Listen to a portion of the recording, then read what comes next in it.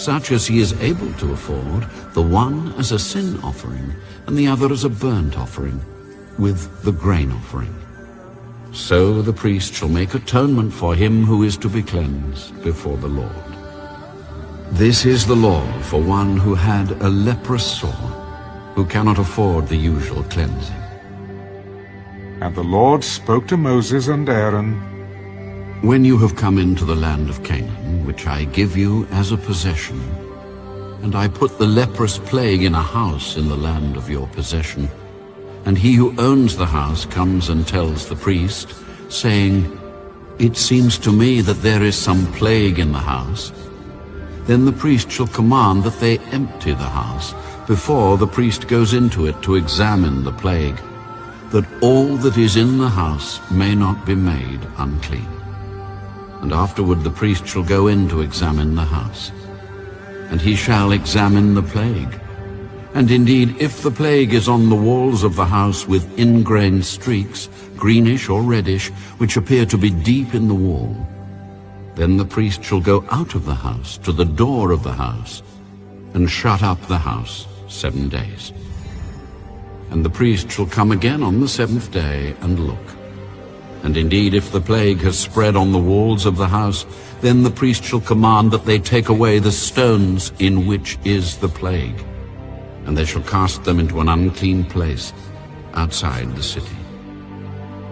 And he shall cause the house to be scraped inside all around, and the dust that they scrape off they shall pour out in an unclean place outside the city. Then they shall take other stones, and put them in the place of those stones.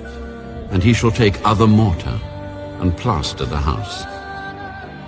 Now if the plague comes back and breaks out in the house, after he has taken away the stones, after he has scraped the house, and after it is plastered, then the priest shall come and look.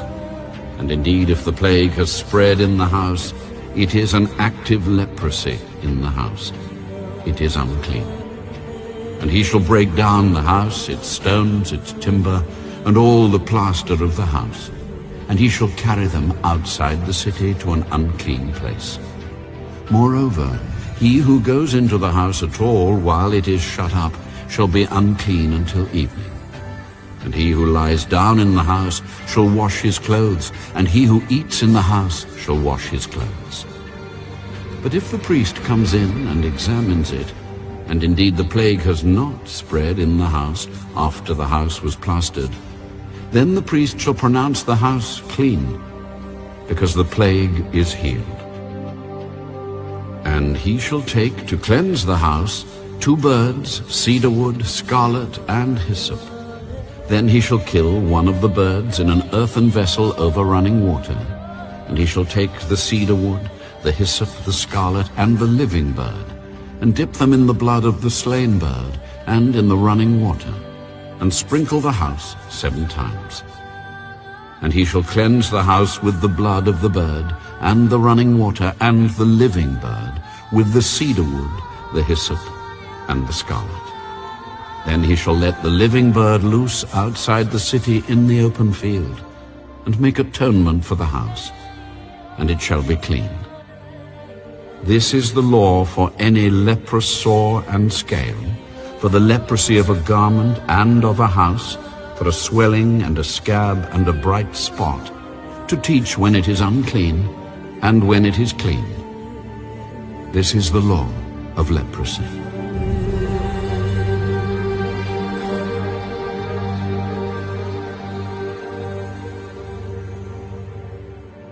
Leviticus chapter 15.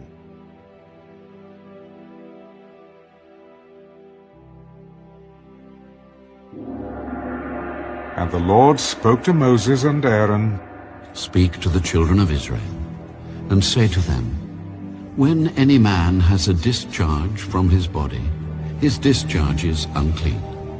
And this shall be his uncleanness in regard to his discharge, whether his body runs with his discharge, or his body is stopped up by his discharge, it is his uncleanness.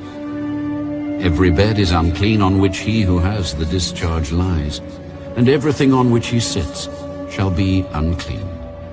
And whoever touches his bed shall wash his clothes and bathe in water, and be unclean until evening. He who sits on anything on board